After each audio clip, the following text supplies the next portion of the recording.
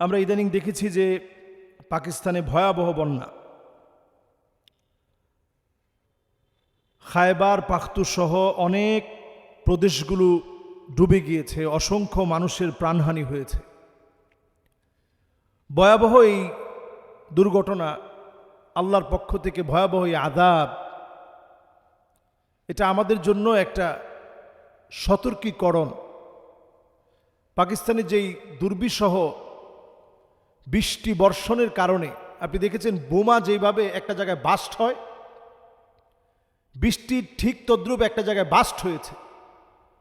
এই ধরনের আযাব আল্লাহ তাআলা সচরাচর সব জায়গায় দেন না। আল্লাহ রাব্বুল আলামিন একটা পরীক্ষা নিয়েছেন পাকিস্তানের এই পাখতু সহ এই খায়বার প্রদেশ সহ বিভিন্ন প্রদেশের লোকদের উপরে আল্লাহ তাআলা বড় ধরনের একটা পরীক্ষা নিয়েছেন। মানুষ পানির সঙ্গে কিভাবে ভাসছে, মা তার সন্তানের দিকে হাত বাড়িয়ে রেখেছে, সন্তান তার মায়ের দিকে হাত বাড়িয়ে রেখেছে, কেউ কাউকে স্পর্শ করতে পারছে না। এবং দেখা যাচ্ছে কেউ কারো সহযোগিতার জন্য এগিয়ে আসতে পারছে না। আমি একটা ভিডিওতে দেখলাম যে লোকটা রশি তাকে দেওয়া হয়েছে, ছুঁড়ে মারা হয়েছে রশিটা ধরার জন্য, তিনি ধরে পার হতে নিয়েছে, অনেক জন মিলে টানছে, কিন্তু পানির শক্তির সাথে কুলাতে পারছে না। আপনি চিন্তা করেন, এই বৃষ্টি বাস্ট হওয়ার মধ্য দিয়ে একটা জায়গায় হঠাৎ করে পতিত হওয়ার কারণে এমন একটা দুর্বিষহ পরিস্থিতির সৃষ্টি হয়েছে যেটা পাকিস্তানকে এতটা কাঁদিয়েছে। রাস্তাঘাট ভেঙে চুরমার হয়ে গেছে, কারেন্ট থেকে মানুষ বিচ্ছিন্ন হয়ে পড়েছে, সমস্ত সেবাগুলো বন্ধ হয়ে পড়েছে, ক্ষুধার যন্ত্রণায় মানুষের তীব্রতা বেড়েই চলছে, লাশ পর্যন্ত মানুষ খুঁজে পাচ্ছে না, এমন একটা অবস্থা চলছে। তো এই অবস্থায় আমাদের তো একটু চিন্তা করা দরকার যে আল্লাহ তাআলার পানিগুলা কত শক্তিশালী। ইন্নাল মাউজা জাইশুম মিন জুয়ুশিল্লাহ, এই ঢেউগুলো সব হচ্ছে আল্লাহ রাব্বুল আলামিনের এক একটা সৈনিক। আল্লাহ তাআলা যখন বলবে সৈনিক ধর, পাকড়াও কর, সাথে সাথে পাকড়াও করে ফেলবে। 2025-এর এই সময়টা আমি আগেও বলেছি, এখনো বলি, অনেকগুলো প্রাকৃতিক দুর্যোগ বিভিন্ন দেশে আসবে।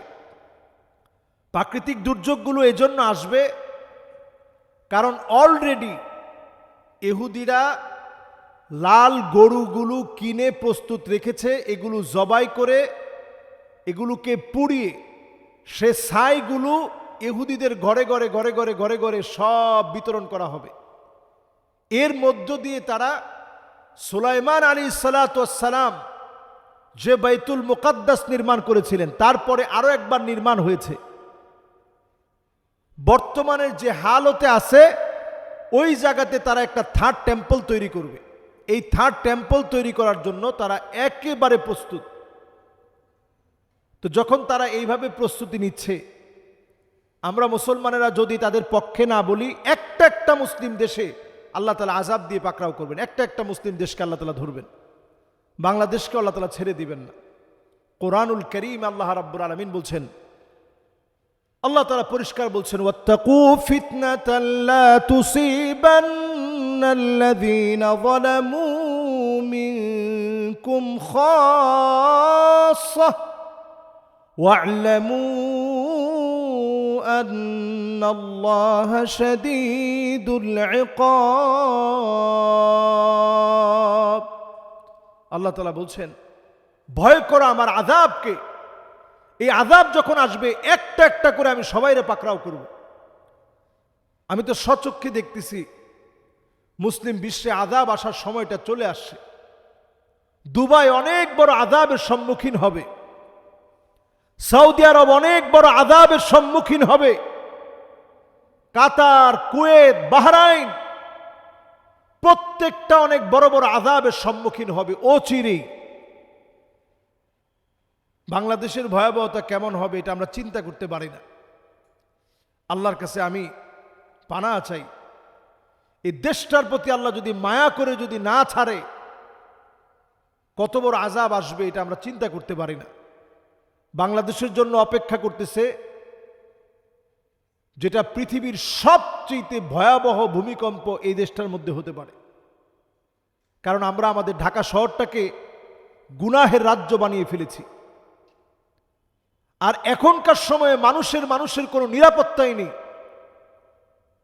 রক্তপাত, লুটতরাজ, হত্যা, অন্যায়, রাহাজানি, ছিনতাই, চাঁদাবাজি, এগুলো যদি আপনারা বন্ধ না করেন, আল্লাহ পাকের পক্ষ থেকে গজব আসবে। গজব আল্লাহর পক্ষ থেকে আসবে।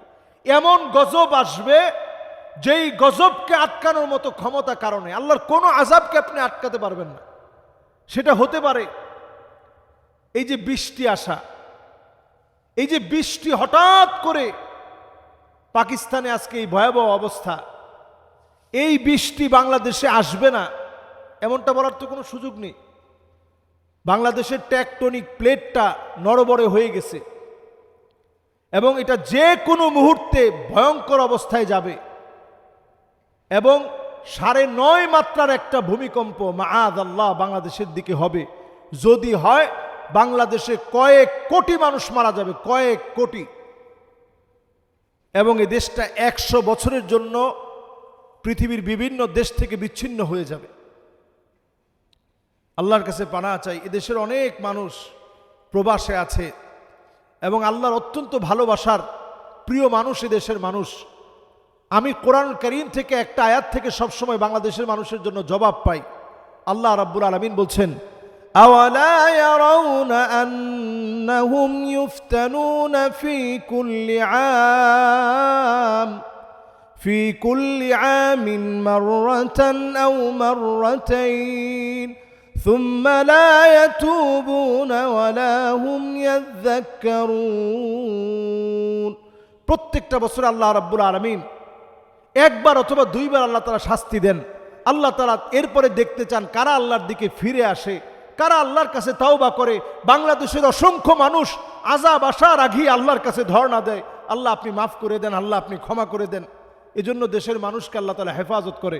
করোনাকালীন সময় থেকে নিয়ে প্রত্যেকটা বিপদ আপদে আপনি তাকায় দেখবেন অসংখ্য আল্লাহর গোলাম তাহাজ্জুদে চোখের পানি ছেড়ে আল্লাহর কাছে কাঁদে। মাজলুমদের পাশে সরাসরি গিয়ে দাঁড়াতে না পারলেও ফিলিস্তিনের পক্ষে জোরালোভাবে বাংলাদেশের মানুষ প্রতিবাদ করে। ইমানি হিম্মত থেকে যতটুকুন থাকা দরকার ছিল তা না থাকলেও অন্তত চেষ্টাটুকুন করে। এজন্য আল্লাহর একটু মায়া লেগে যায়। কোরআনুল কারীম আল্লাহ তাআলা স্মরণ করিয়ে দিয়েছেন, ওয়াত্তাকু ফিতনাতাল লা তুসিবান্নাল্লাযীনা যালামু মিনকুম খাসসাহ। আল্লাহ কাউরে ছাড় দিবেন না আযাব আসলে, কিন্তু তারপরেও বাংলাদেশকে বারবার ছাড় দেন। আল্লাহ তাআলা বুঝায় দেন, গোলাম আমার দিকে ফিরে আয়। আল্লাহর কাছে পানাহ চাওয়া শুরু করি, প্রতিনিয়ত আল্লাহর কাছে মাফ চাই। আল্লাহ তাআলা আমাদের গুনাহ খাতা মাফ করুক, আমাদেরকে আল্লাহ তাআলা কবুল করুক। ওয়া সাল্লাল্লাহু আলা সাইয়্যিদিনা মুহাম্মদ ওয়া আলা আলিহি ওয়া সাহবিহি আজমাইন। ওয়াসসালামু আলাইকুম ওয়া রাহমাতুল্লাহি ওয়া বারাকাতুহু।